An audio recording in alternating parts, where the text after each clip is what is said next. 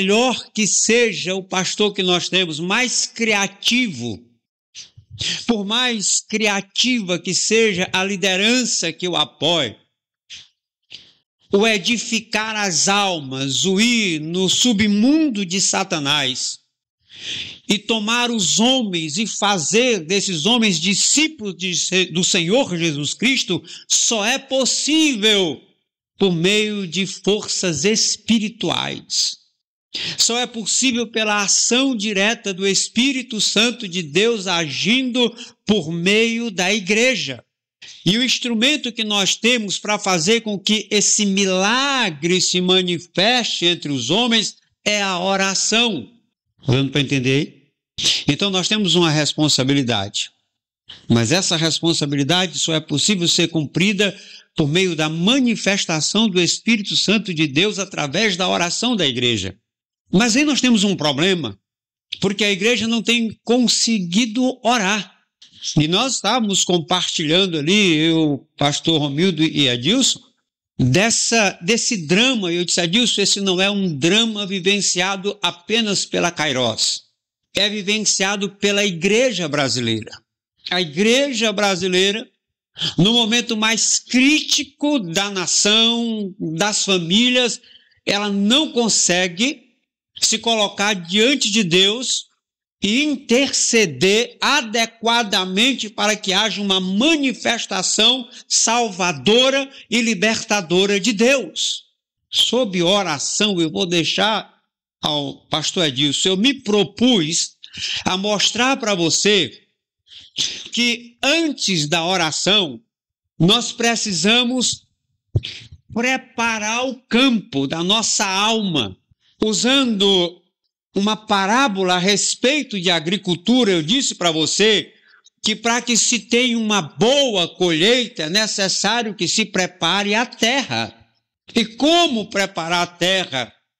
Você vai arrancar primeiro, você vai ferir a terra, arrancando antigas raízes. Porque essas antigas raízes, elas vão impedir que as novas prosperem. Mas eu não estou falando de raízes de árvore. Eu estou falando de antigas barreiras, antigos pensamentos, antigas atitudes, antigos sentimentos que têm impedido que essa palavra de alerta, de chamado, prospere na nossa vida. E talvez, por conta disso, nós tenhamos a consciência da nossa responsabilidade para com a oração, mas não consigamos. A gente não consegue. Tudo que eu faço na oração é pensar em mim e nas minhas próprias necessidades. Embora isso faça parte da oração, não é o todo. Agora, eu disse que só é possível ter uma vida de qualidade na oração quando você entende que o amor a Deus precisa estar em evidência na minha vida e na sua vida. E aí me veio ao coração fazer uma pergunta para você. Tem alguém aqui que você ama? Tem alguém aqui que você ama? Mas deixa eu lhe dizer, deixa eu explicar. O que é amar? É ter uma disposição de morrer por ele. Ou ter uma disposição de se sacrificar para o bem dele, para o prazer dele. Abrir mão de comida para que ele coma. Abrir mão de prazer para que ele se alegre. Abrir mão de um lugar para que ele seja acomodado. Isso não envolve sentimento. Alguém pelo qual você seria capaz de fazer isso aqui? Ah, irmãos, você tem certeza? Porque isso é amor. Da mesma maneira, um grande problema que nós estamos tendo hoje é que as nossas afeições, elas estão diluídas. Nós somos um povo de muitas afeições. Lembra que eu falei no começo de manhã sobre um coração dividido? O Senhor Jesus diz que uma casa dividida não prospera. Mas se uma casa dividida não prospera, um coração dividido não prospera. Uma alma sem foco não prospera. Um coração cujo foco não é Deus, ele não prospera. Ele cumpre ritos. Ele aprende um idioma. Aprende maneiras de se mover, maneiras de se vestir, maneiras de se conduzir. Mas ele não aprende maneiras de amar acima de todas as coisas o Senhor. E antes da gente estudar profundamente e pôr em prática a oração, nós precisamos focar as nossas afeições em Jesus Cristo, o centro de tudo. Amém? Por exemplo, o coração das mães é dividido entre o marido, os filhos. O coração dos homens, dos pais, é dividido entre a esposa, os filhos. As necessidades de trazer provisão para casa. A maioria de nós, principalmente os homens, quando são confrontados, coloca diante essas obrigações que são absolutamente comuns. Que homem é homem de verdade que não prioriza o sustento da sua casa, a segurança da sua casa?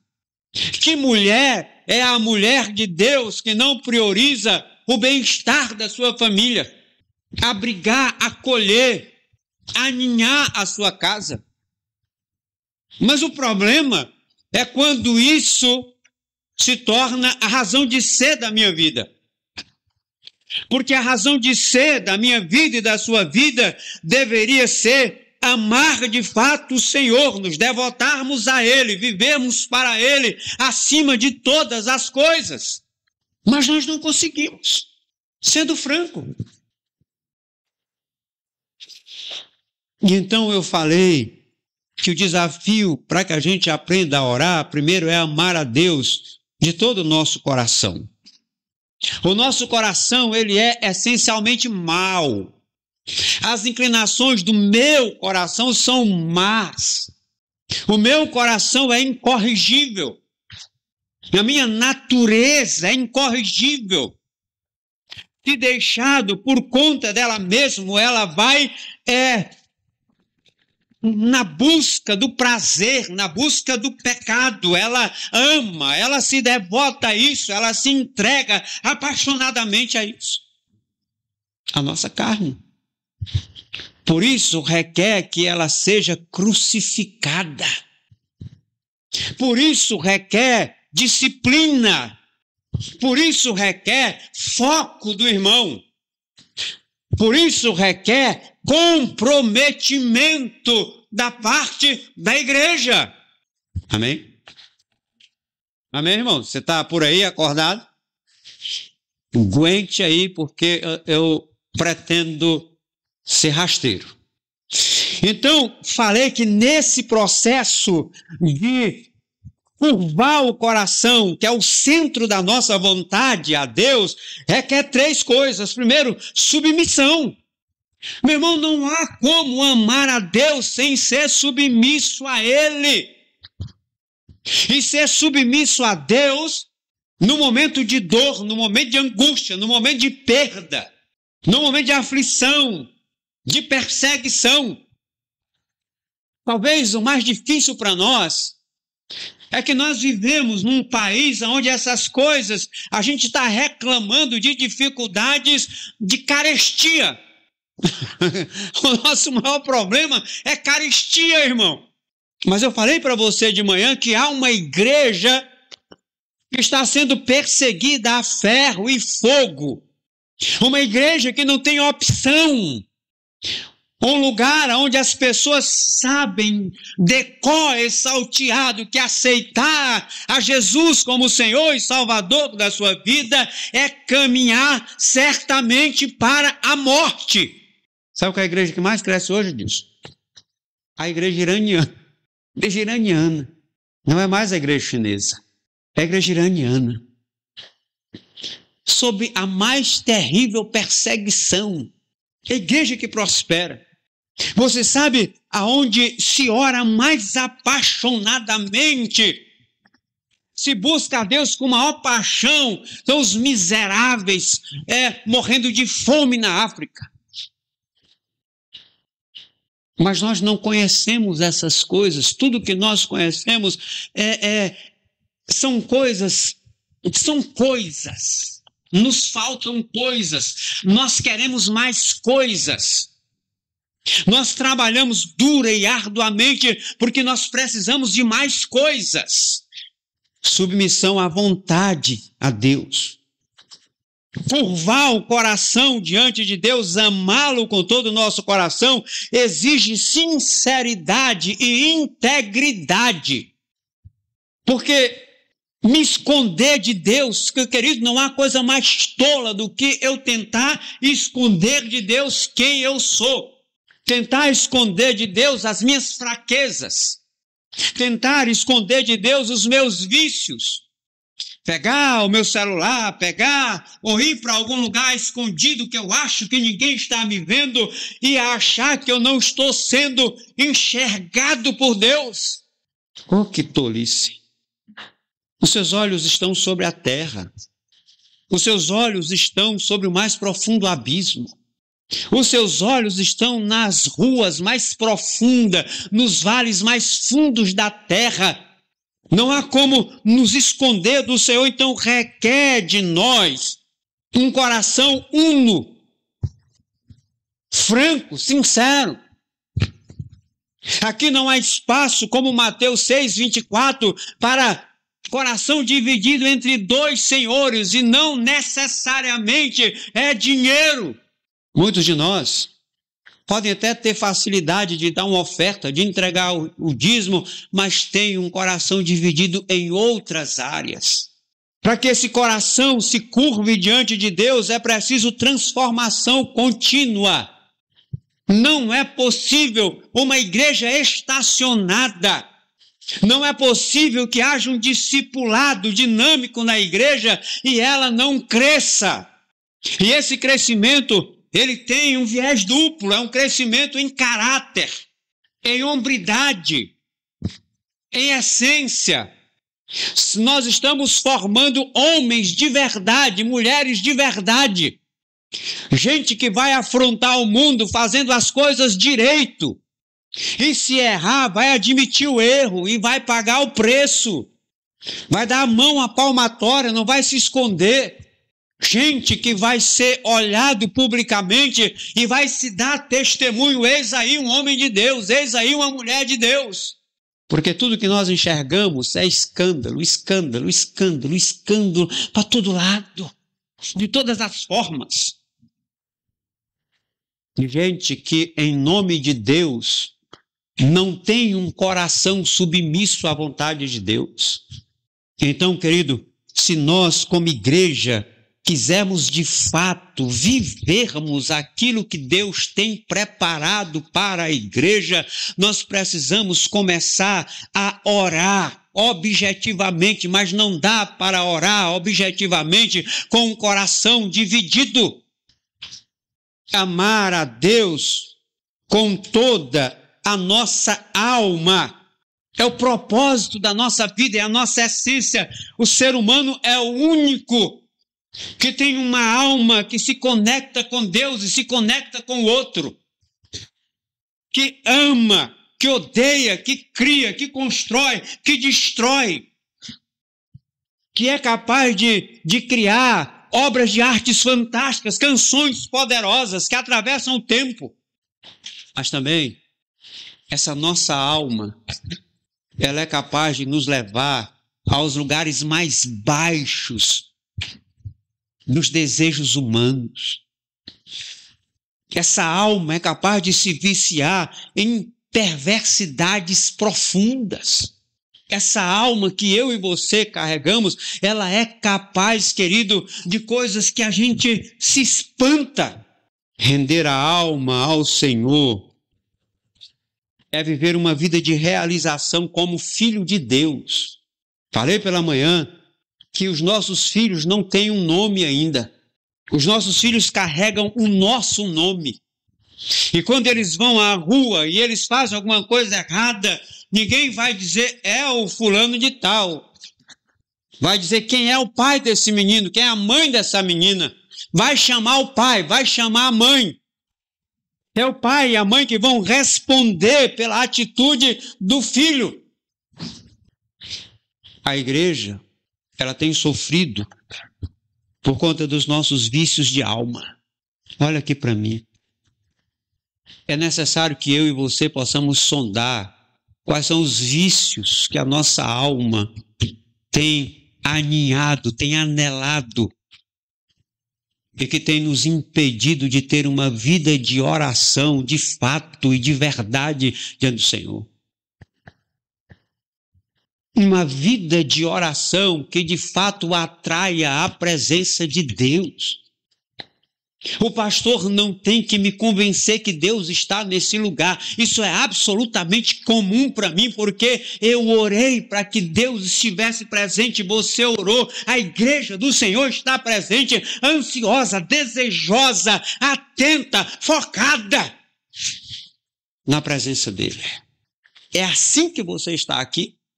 É assim que você chegou aqui? Esse é o seu desejo ao pisar nesse lugar?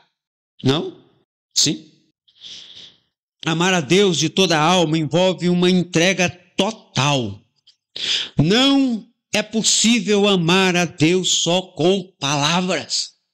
Perceba que nós vivemos a nossa vida nessa profissão de amor ao Senhor. Eu amo o Senhor, eu amo o Senhor, mas somos incapazes de mínimos atos de sacrifícios, e eu não estou falando de ofertar dinheiro. Eu estou falando de abrir mão de desejos, de vontade para abençoar a vida de alguém, para ir de encontro a alguém que tem necessidade. Um ombro amigo, uma palavra amiga, alguém que tire a capa para o outro. Alguém que seja capaz de pagar uma hospedaria para o outro.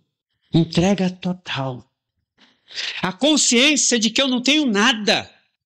A consciência de que eu sou mordomo. Eu administro as coisas que são de Deus e que Ele me deu para que eu seja abençoador.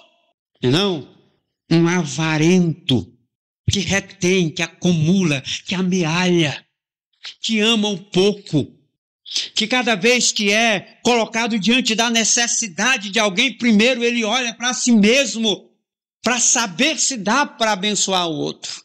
Via de regra, quando eu olho para a minha primeira necessidade, eu não tenho para abençoar o outro. Porque não sobra. Entrega total. Como nós vamos conseguir uma vida fluente de oração?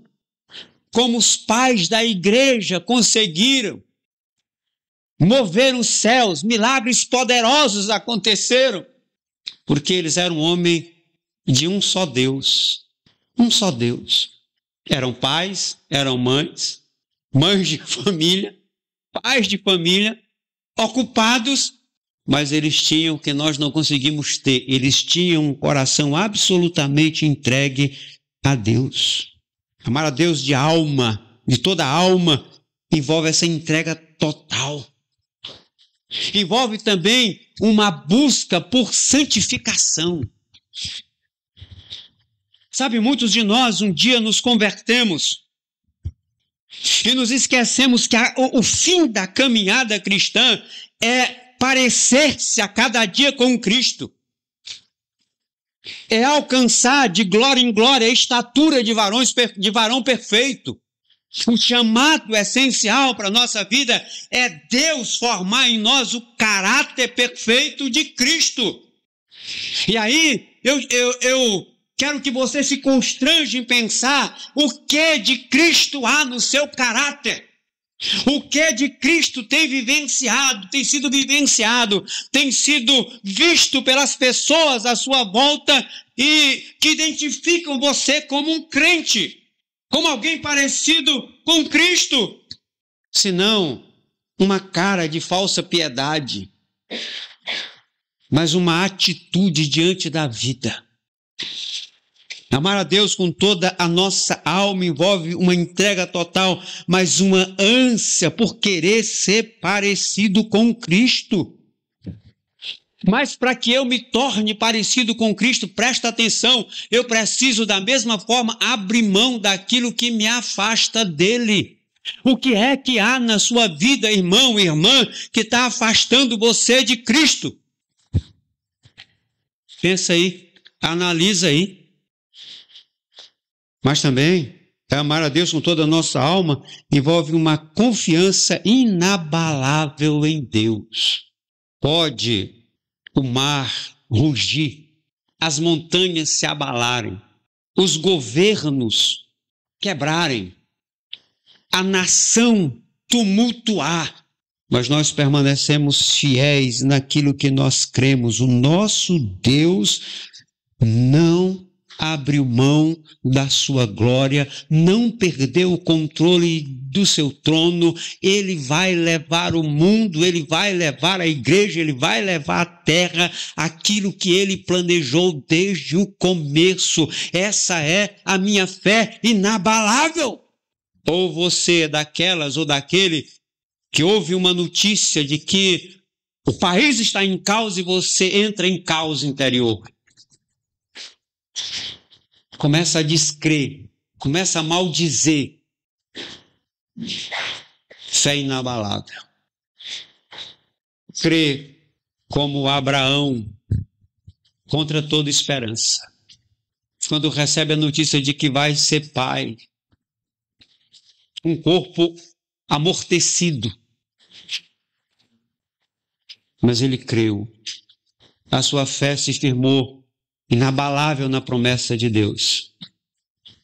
Quando ele é chamado para sacrificar o filho, ele cria inabalavelmente de que Deus haveria de ressuscitar o filho morto. Por isso ele não tinha dúvida de sacrificar o menino, o rapaz. Irmãos, o que é que você está entregando para Deus? Você já percebeu qual é o nível de sacrifício que nós estamos fazendo para Deus, amados? Olha para a tua vida. Olha para a tua condição espiritual, querido. Nós temos uma cidade que está entregue. Esta cidade, como quase todas as cidades do Brasil, está entregue ao pecado. E só há uma esperança para esta cidade. É a igreja. Mas não é qualquer igreja, irmão, porque está cheio de igrejas inoperantes. A igreja que vai fazer diferença é a igreja que ama a Deus de forma total, que se entrega a Ele, que busca santificação, que tem a confiança inabalável de que ela é chamada para algo maior, ela é chamada para construir um altar eterno na presença de Deus. Enquanto isso, gente fica amando as mesquinharias desse mundo, agarrados às coisinhas do mundo. Gente que ama a sua residência, gente que ama o seu carro, gente que ama o seu salário, gente que ama a sua terra, gente que ama a sua cadeira, gente que ama a sua geladeira, gente que zela ao extremo dessas coisas, mas é negligente com sua fé, com sua vida espiritual. Você anda por aqui? Você está olhando para mim? Você vive dessa maneira? A igreja que precisa orar é uma igreja que precisa amar a Deus com todo o seu coração e com toda a sua alma. A igreja que precisa fazer diferença nessa terra é a igreja que ama a Deus com todo entendimento, conhecimento e discernimento espiritual. Nós não somos nem de direita nem de esquerda, nós somos de centro. O grande segredo, o grande chamado da igreja é alinhar carisma e conhecimento. Eu falo do Edilson como um pregador e ele fala de alguns de vocês como pregadores. Mas o conhecimento não é tudo, tem que ter carisma. Esse conhecimento precisa ser alinhado ao mover sobrenatural de Deus. Mas esse mover sobrenatural de Deus só é possível dentro de uma igreja que ora. Não é uma igreja que tem picos de oração, momentos de oração, campanhas de oração. É uma igreja que tem como modo de vida a comunicação franca, aberta, sincera, sem vergonha com o Pai. A igreja que ama o Pai e que se assenta no colo do Pai e fala coisas carinhosas para Ele. Mas nós somos assim como aquela igreja que vive em crise com o Pai. Assim meio como que irmão do pródigo. Eu estou na casa do Pai, eu estou usufruindo dos bens do Pai, mas o meu coração, ele é um coração que acha que o que o Pai tem não é meu. A igreja que vai fazer diferença é a igreja que alia conhecimento a discernimento espiritual. Irmãos queridos, se há algo que nós precisamos nesse momento é discernimento espiritual. E o que é isso? É a capacidade dada pelo Espírito Santo de compreender aonde Deus está agindo, aonde o diabo está agindo. Porque sabe o que está acontecendo? O Edilson falou aqui agora há pouco. O diabo está agindo e a gente não está percebendo. Está imputando as coisas humanas, as necessidades humanas. E não percebe que há uma ação maligna para desestruturar, para desagregar, para afastar, para empobrecer a vida espiritual da igreja. Também tem gente que imputa tudo ao diabo, coisas que não tem a ver com ele, tem a ver com o nosso desequilíbrio pessoal, a nossa falta de retidão, a nossa falta de equilíbrio. Então, se nós queremos e nós devemos querer, de fato, ser uma igreja que atrai a glória de Deus, irmão, eu ouço o Edilson gemer falando disso. Olha aqui para mim. Ei, olha aqui para mim. Me comove, eu me comovo vendo o Edilson falar do desejo que ele tem de ver Deus agindo na história da igreja. Mas eu disse para o Edilson agora há pouco, eu disse, Edilson, isso não vai acontecer se a igreja não conhecer o teu coração, se a igreja não perceber esse fogo que arde no teu coração e esse fogo que arde no teu coração arder no coração da igreja. Porque se o fogo que arde no coração dele a respeito da realização de Deus nessa terra não arder no coração do varão, no coração da varoa, no coração dos jovens, dos adolescentes, querido, não vai acontecer nada, porque no mundo espiritual acontece a partir de que a igreja se posiciona e diz, eis-nos aqui.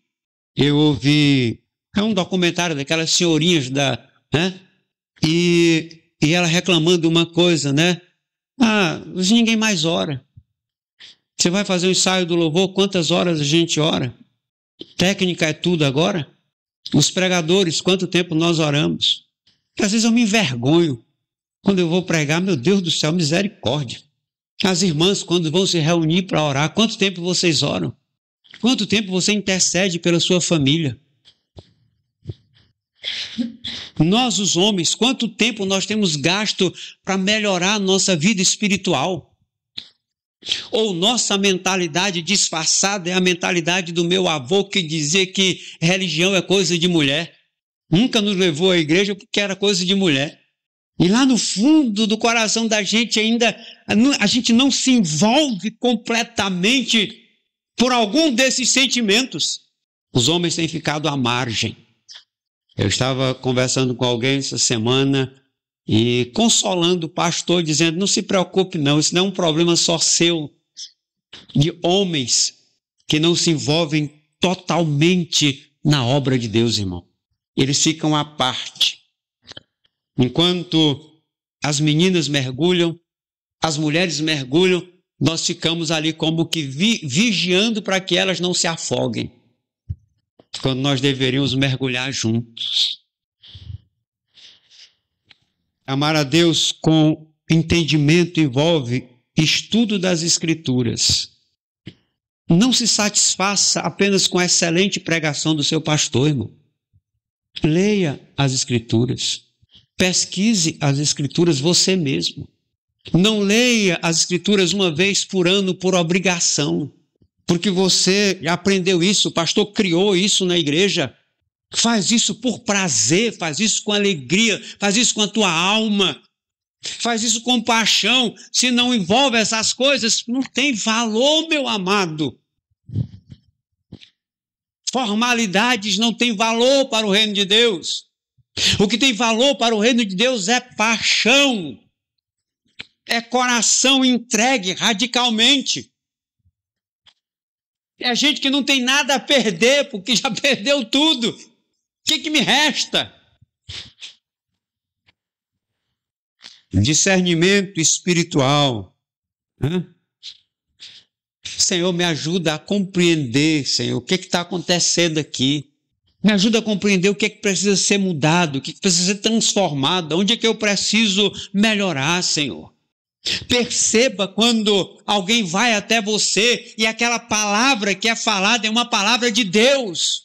Alguém me procurou essa semana, Edilson, porque alguém havia lhe falado uma palavra como que de Deus e eu identifiquei como uma palavra do cão. Não pode ser de Deus. Sai de perto dessa coisa porque isso vai te levar para o buraco. O discernimento espiritual, irmão, não é algo natural, é algo que o Espírito de Deus gera no interior daquele que é aliado a Ele, alinhado a Ele, dependente dEle. Como você quer ter discernimento se o seu coração anda distante dEle? Pelo menos antigamente a gente cantava, né? Cara, Espírito, Espírito, que desce como fogo, vem como em Pentecostes e enche-me de novo. E hoje, meus amados, renovação da nossa mente. Você lembra que eu falei pela manhã que há um fenômeno hoje do apodrecimento cerebral por conta do vício em redes sociais? Vou falar disso, é disso. Pesquisa aí. Apodrecimento cerebral. A juventude está passando por uma anomalia. Nós nos acostumamos com essas mensagens fugazes. E eu até brinquei aqui, né, que a gente fica... Nada. Não edifica nada, não aprende nada, não retém nada. É absoluta perda de tempo. E eu não tenho nada contra isso.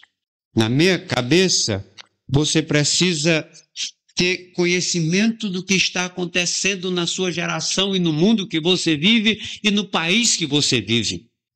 Porque como você pode interceder, como você pode, como cidadão, construir alguma coisa de valor se você é alienado do mundo que você vive? Você perceba, eu sou uma dessas pessoas que acho de fato que a igreja tem um débito social muito grande no Brasil. Nós não conseguimos, querido, fazer uma obra social de qualidade. Cuidar de pessoas idosas, cuidar de pessoas necessitadas, cuidar do órfão, cuidar da viúva, socorrer carentes. Porque nós estamos lidando sempre, sabe com o quê? Olha aqui para mim, com escassez. Escassez. A palavra mais falada entre nós é escassez. Não dá, não temos o suficiente. Porque a nossa mente está viciada. E quando Paulo, num texto muito conhecido aqui de quase todo mundo, que é Romanos 12:2, faz um apelo a nós, para que nós renovemos o nosso entendimento, para que nós façamos na nossa mente uma troca de valores seculares por valores espirituais encontrados na palavra de Deus. Mas a mente de alguns de nós é uma mente secularizada, ansiosa, preocupada, distraída com as coisas do século, com as novidades do século. fizermos um movimento de oração de fato, que abale a igreja, que abale a cidade, por favor, não fique olhando e pensando, mas tinha que ter mais gente. Se você que está aqui, porque eu tenho um pensamento assim muito primitivo, eu sei que é primitivo, é que só está aqui quem Deus queria que tivesse, só está aqui quem Deus designou que estivesse aqui. Nós só estamos aqui, eu só estou aqui porque aprove a Deus que eu estivesse aqui. É aniversário do meu filho, do caçula. Mas aprove a Deus que você ouvisse o que está ouvindo. É da vontade de Deus que você fosse desafiado a fazer alguma coisa. Não é alguma coisa que está além da nível que você faça. É mudar a sua conduta como homem de Deus e mulher de Deus no que diz respeito a viver na presença de Deus com totalidade. Ser um homem que cuida da sua casa, ser uma mulher que cuida da sua família, mas que coloca Deus acima dessas coisas. De que me adianta ser um excelente pai de frente no meu relacionamento com o Pai. Viver na casa do Pai, usufruir dos bens do Pai e não ter nenhum relacionamento com Ele. Por último, segura aí o sono, aguenta aí, já. Por último, amar a Deus de todas as forças envolve um comprometimento ativo. Falei sobre o meu cliente que eu pedi que ele mudasse de cidade, porque ele eu expliquei para ele assim, a tua vida é assim. Você está vivendo tantos problemas e você está como num rebojo. O que é um rebojo? Quem sabe o que é um rebojo no rio? Só o Edil sabe. Um rebojo. É aquele movimento, né? Redemoinho.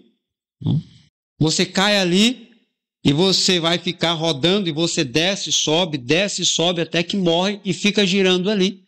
Um parente de meu irmão faleceu, um menino de 21 anos, Edilson. Um nadador, vamos na praia, caiu num rebojo e sumiu. Um dia depois, o cunhado do meu irmão foi lá e achou ele no mesmo lugar, só subindo e descendo. Diz, meu querido, a tua vida emocional e espiritual está assim. Você sobe apenas para tomar um fôlego e já desce de novo. E toma um fôlego e desce de novo, e toma um fôlego e desce de novo. Irmãos, quantos crentes estão vivendo dessa maneira? É uma aflição total, é uma agonia total, é uma dor, é uma aflição que não passa, é um temor que não passa. E sabe, enquanto você sobe e desce nessa gangorra espiritual e emocional, a igreja perde a sua força, a igreja não cumpre o seu papel, a igreja não consegue demonstrar força porque nós estamos fracos. Mas o pior, sabe qual é, querido? É que a vitamina está ao alcance da nossa mão. O poder de Deus está ao alcance da nossa mão. Mas nós somos como meninos que ficam, se não botar na minha boca, eu não vou buscar. Se não trouxer para mim, eu não vou tomar. Então, amar a Deus com todas as forças envolve obediência ativa. Sabe, você não apenas deseja fazer o bem, você faz. Você vai lá e faz. Você sente desejo, irmão, de abençoar alguém, vá e faça. Saia do eu gostaria. Eu sinto vontade de fazer isso. Faça.